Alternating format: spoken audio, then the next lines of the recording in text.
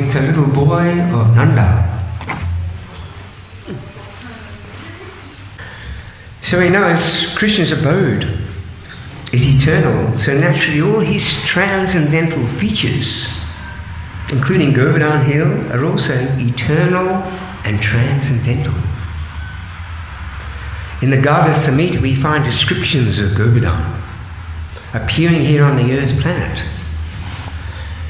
It's described, once in Goloka Vrindavan, what happened is Srimati Radharani, she asked Krishna, please manifest a special sweet place near the Jamuna where we can enjoy the rasa dance. So Krishna said, so be it. So he began meditating, looking deep within his heart. And from there suddenly his love, it is said his love suddenly rose up, then it fell on the ground, and then grew into a large mountain, complete with caves and beautiful trees and gardens and flowing streams and singing birds and flowering vines. Then that mountain, it started expanding, getting bigger and bigger. Actually, it is said in the spiritual world, it became so big it was 1,200,000 kilometers wide, 12 billion kilometers long, and 600 million kilometers tall. Sounds fantastic. But this Goloka Vrindavan is a very big place, actually. It is said that that planet is as big as this whole material universe. So actually this hill, this mountain expanded so much and so vast that all the inhabitants of Gokul became fearful. So Krishna, he slapped Govardhana and chastised him. Why are you expanding so much? You're covering everything. Stop. So Govardhana stopped. He stopped expanding. So looking at Govardhana, Srimati Radharani, she was very pleased. And she and her beloved Krishna had beautiful pastimes there. Then when Krishna was just about to manifest his pastimes on the earth, he told Srimati Radharani that you must come with me to the earth. We can continue our pastimes there. But Radharani, she replied, but how can I come? Even if you're there, Krishna, how can I be happy in a place where there's no Vrindavan forest, no Jamuna river, no Govardhana hill? I'll come. I'll only come if they come with us. So Krishna sent his own abode, including Govardhana hill, Jamuna river, to the earth. So there's a whole story there in the Garga Samhita, how this mountain Govardhana appeared on the earth. Now Govardhana initially appeared on the Saramali Dweep, which is one of the 7 islands of Gurumandala. In the middle of that island, Govardhana took birth from the wife of Dronachala, who was one of the leaders of the great mountains of the universe. So although Govardhana was manifested in this gigantic, incredible form in Goloka Vrindavan in the spiritual world, when he came to earth he became much smaller. He reduced his size to 96 kilometers long, 60 kilometers wide and 24 kilometers tall. Still pretty big. So when Govardhana appeared, all the personalities of all the great mountains headed by the Sumeru and Himalayas, they all came and bowed down to Govardhana and circumambulated him and offered him prayers, glorifying him as the personal mountain of the Supreme Lord, the King of all mountains. So in the course of Krishna's Govardhana Lila, it became clear that Govardhana Hill is actually a form of Krishna, a form of the Supreme Personality of Godhead himself. So how did Govardhana come to where he is today? What happened is one day there was this great sage and he was on pilgrimage. And he saw Govardhana Hill looking so splendid and so radiant, so beautiful, with beautiful foliage and fruit trees and singing birds and flowing streams and gardens of beautiful flowers. So he decided to take Govardhana with him to Kashi on the bank of the Ganges so he could reside on Govardhana while performing his austerities. So after getting permission from Govardhana's father, he picked up Govardhana using his mystic power. However, Govardhana made him promise that you can pick me up and take you wherever you like, but wherever you put me down, I will stay there. So, as they were flying through the sky, this yogi, using his mystic power, carrying Govardhana, as they passed over Vrindavan, what happened is Govardhana's mind became flooded with memories of his previous existence in Goloka. And then suddenly he realized that Radha and Krishna would soon appear there. So suddenly he made himself so heavy. He became so heavy, extremely heavy, the sage couldn't carry him anymore. He was forced to put him down there in Vrindavan. So after he put him down, Govardhana reminded him, the sage reminded him of his promise. Govardhana reminded the sage of his promise, that wherever he put him down, he would remain there. So Govardhana informed the sage that he wasn't going to Kashi. He was going to remain there in Vrindavan. Of course, the sage, he became very angry. His lips started trembling. And he said to Govardhana, "You arrogant mountain, why are you not fulfilling my desire? I curse you, from this day on you will shrink to the size of a sesame seed every day." So we see, after many thousands of years, Govardhana has shrunken from a 24-kilometre high mountain to a much smaller mountain, or even just a hill. So one of the most, famous pastimes of Krishna is this lifting of Govardhana Hill. It's full of fascinating details. Now, this story begins with Krishna's father, Nanda Maharaj. The cowherd men were preparing this elaborate yajna to please Lord Indra. So why did they do that? Because they wanted to show their appreciation for Indra, who's supplying the rain, which is so important for their agriculture, to feed the cows. So although Krishna, he knows everything, he acted like an innocent boy, curious about what his father was doing. Therefore he inquired from his father very humbly, "My dear father, it seems like you're preparing this grand ceremony. What is it meant to accomplish? For whom is it meant? How is it going to be performed?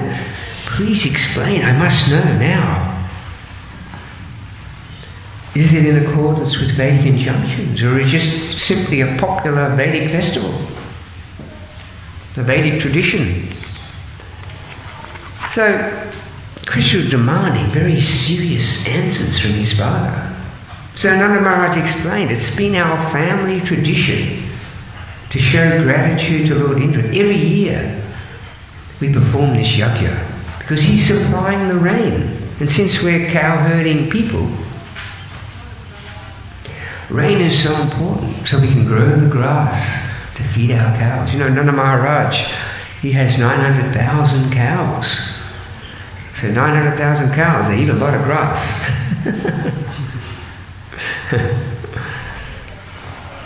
So, Krishna begins to tease his relatives, speaking all kinds of philosophies and ideas.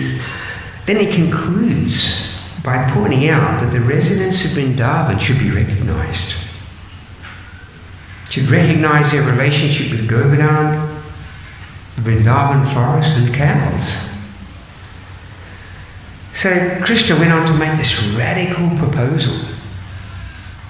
What was that proposal? He suggests that Nanda Maharaj and the cowherd men, instead of performing the yajna for the pleasure of the cows, instead they should perform a yajna for the pleasure of the cows, Govardhana, and the brahmanas. So Krishna began pleading with his father and the cowherd men to try and do this. But because they love Krishna so much, out of intense affection for him, they just agreed to do exactly what he wanted. To begin a yajna to satisfy the local brahmanas, cows, and Govardhana Hill. So we'll see in that story that Indra became very unhappy with this. He stopped his yajna. So we should understand Krishna's intention was not simply to insult a demigod or Indra, Lord Indra, but rather it was to knock down this great mountain of pride that had arisen in his tiny servant Indra.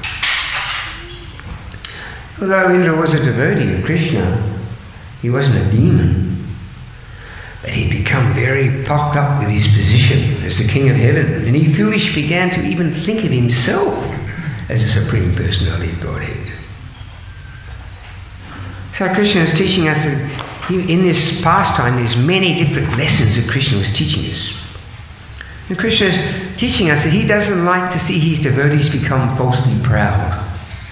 Now, he mercifully accepts everyone's service, but he doesn't like to see one devotee thinking himself better than others. Also, Krishna wanted to teach us that Vaishnava devotees don't have to perform the ritualistic functions of the Vedas. Nor is a devotee required to worship demigods. For one who has fully practicing Krishna consciousness and is perfectly engaged in the Lord's loving devotional service under the guidance of a bona fide spiritual master, it is said that they have already fulfilled all Vedic injunctions and are free from all obligations to demigods, to the forefathers, to the sages.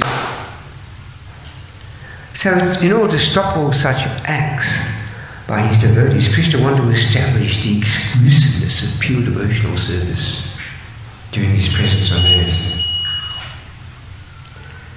So then Nanda Maharaj, he inquired from Krishna how he wanted this yajna performed.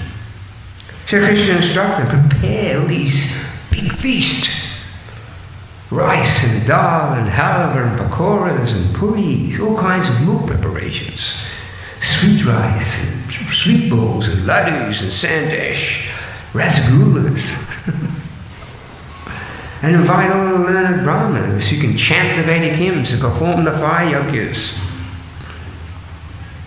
Then Krishna instructed him, give charity to the brahmanas, decorate and feed the cows. Also feed all the inhabitants of Vrindavan sumptuously with Mahaprasad. So we're going to see all these things happening today at the festival. We're going to be worshipping the cows and feeding the cows, and we're going to be circumambulating Govardhana.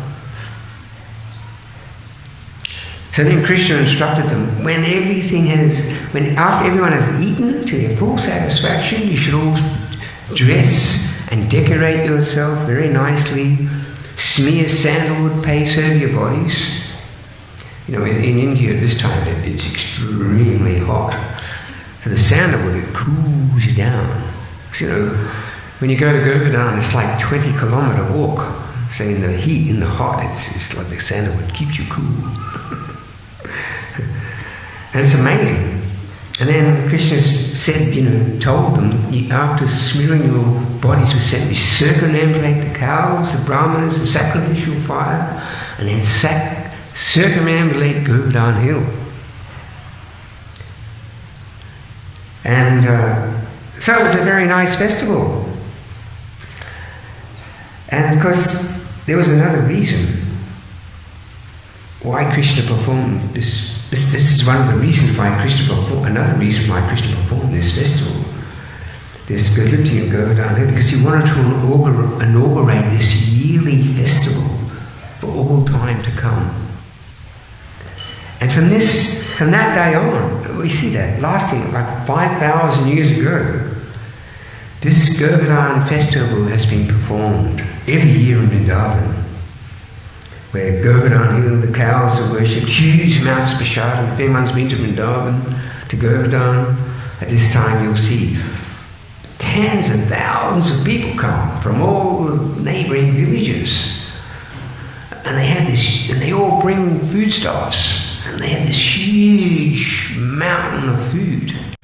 He can do this because he is the supreme controller. Who can restrict him from coming in whatever forms he likes?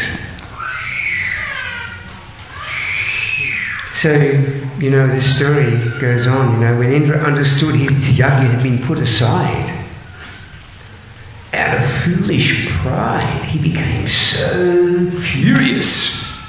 And he cried out, just see the impudence of these inhabitants of Vrindavan, daring to defy the demigods, neglecting my supreme authority. Who does this Krishna think he is, telling these cowherd men to stop my yajna? He is nothing but a foolish, over-talkative child. At this point, we see that Indra, he's not even recognizing that Krishna is the Supreme Lord. He's thinking himself is the Supreme Personality of Godhead. But then he exclaimed, these inhabitants of Vrindavan must be severely punished. And then he was so enraged, so angry.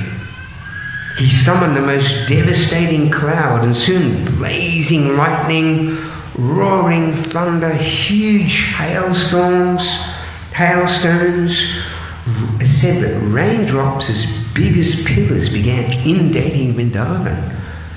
And all the inhabitants and people became running to Krishna, saying, "Oh, please, Krishna, please save us from this devastating storm." So what happened is Krishna, he suddenly, by his mystic power, he stopped the rain. Because he didn't want to get his turban and garment wet,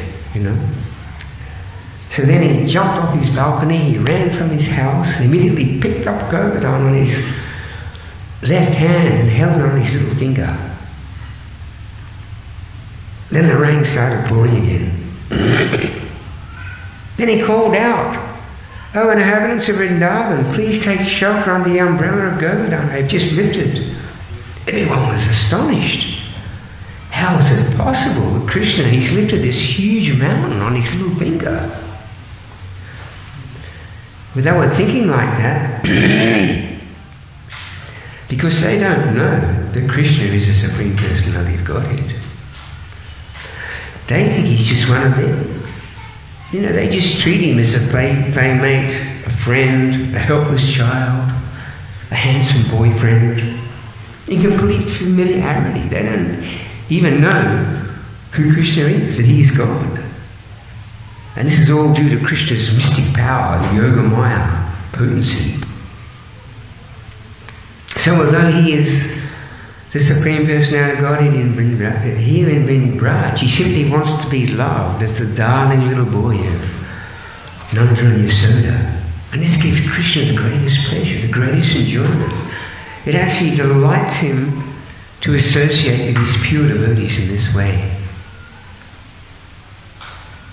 So although in Goloka Vrindavan he doesn't play as God, where people worship him with awe and reverence, at times he proves that he is the Supreme Lord by doing these superhuman feats, like lifting this huge mountain. So soon all the inhabitants of Vrindavan, the men, the women, the children, the cows, the forest animals, the birds, they all came under Govardhana Hill for shelter. So you might think, when Krishna lifted that Govardhana Hill, underneath the hill, it was just like our new car park. It was just dirt and dust. And everyone had to stand in that dirt and dust for 7 days.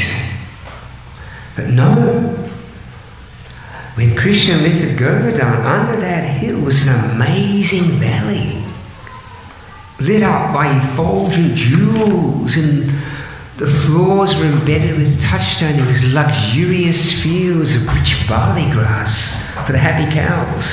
There was beautiful lakes, crystal clear water, gardens, beautiful gardens of fragrant flowers. That was a beautiful place. So everyone, they stayed under that hill for 7 days. And during that time, everyone just became totally absorbed in drinking Krishna's beauty and sweetness. You know, it is said that every feature of Krishna's transcendental form is so beautiful that it's likened to a tidal wave of luscious splendor that just inundates the senses of his devotees and drenches their hearts with unlimited satisfaction. So this is another reason why Krishna performed this Govardhana Lila. He simply wanted to enjoy loving reciprocation with his pure devotees continuously for 7 days under the hill. So even though, and an amazing mystical thing happened there, there's a special name for Krishna, I can't remember what it is, but although there was thousands and thousands of people under that hill, and Krishna was just one Krishna, everyone felt that Krishna was looking at them personally. Amazing. So meanwhile, you know, the fierce cloud who tried to devastate Vrindavan under Indra's instruction completely failed. Why?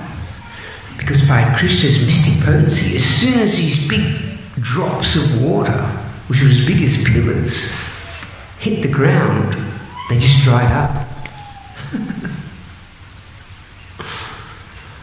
So when Indra returned to witness the devastation, he was so surprised. He was looking at God, he was expecting this whole of Vrindavan just to be totally devastated with flooding. But no, he saw that Vrindavan and Govardhana Hill were glistening and effulgent, and how Krishna was lifting up this huge mountain on his little finger. Indra was completely baffled. He immediately instructed the cloud to stop raining. Then Krishna and all the Brajvasis. Then Krishna instructed all the Brajvasis that it's now safe to return home. So they got their carts and their children and their cows and their calves, and they started returning home. Then Krishna gently lifted Govardhana Hill back, he put it back in the place. So everyone was so happy, they were so grateful to Krishna. You know, some were embracing Krishna, presenting gifts to him, showering him with benedictions. All the demigods were showering flowers and sounding conch shells and drums and offering prayers. So what happened is Indra, he was completely baffled. He was humbled. He was pulled down from his mountain of pride. He could understand that actually Krishna, not him, is the Supreme Lord. And he could understand the extent of his offences. Therefore he approached Krishna in a very solitary place and bowed down, and he placed his head on Krishna's lotus feet. Presenting himself as a great fool, he begged forgiveness, offering nice prayers and glorification. Very nice pastime. Sometimes, you know, Govardhana, although Govardhana is a direct incarnation of the Lord, he's actually celebrated by the gopis as the greatest devotee of Krishna. Because he serves Krishna and his friends in so many ways. We see that in Krishna Lila, there's so many incarnations of Krishna, even Balaram and so many other incarnations. And they're known as servitor Godheads because they all recognize Krishna. He's the original Supreme Personality of Godhead, the fountainhead of all incarnations and expansions. And therefore they serve Krishna in this wonderful mood. So Govardhana, he was celebrated by the gopis as the greatest devotee of Krishna because he was serving Krishna in so many ways. He supplies fragrant cool water to drink and wash Krishna's hands, tasty beverages for Krishna and his friends when they're herding the cows, honey and mango juices. Also, he supplies amazing sweet grasses for Krishna's cows. Also, many caves where Balaram and his friend, Krishna and Balaram and his friends would play and sit down during their pastimes. Beautiful flowers, soft roots and fruits for eating, amazing jewels and minerals, even jeweled thrones and couches are like seats where Krishna and his friends would sit down during their pastimes.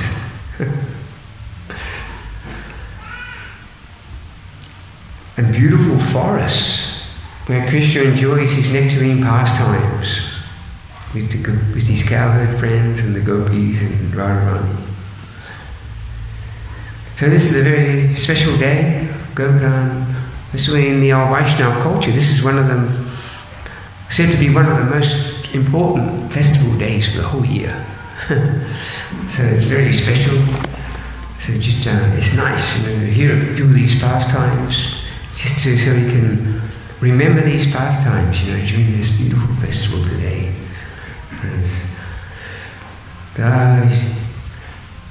Shri Govardhana ki Jai, Shri Prabhupada ki Jai, Hare Krishna. Hare Krishna. So I think the first starts at 9:30. The first, I think they're going in different stages, right? I think everyone's booking in different groups. I think the first group leaves at 9:30 from the Goshala. Yeah, very nice. Hare Krishna.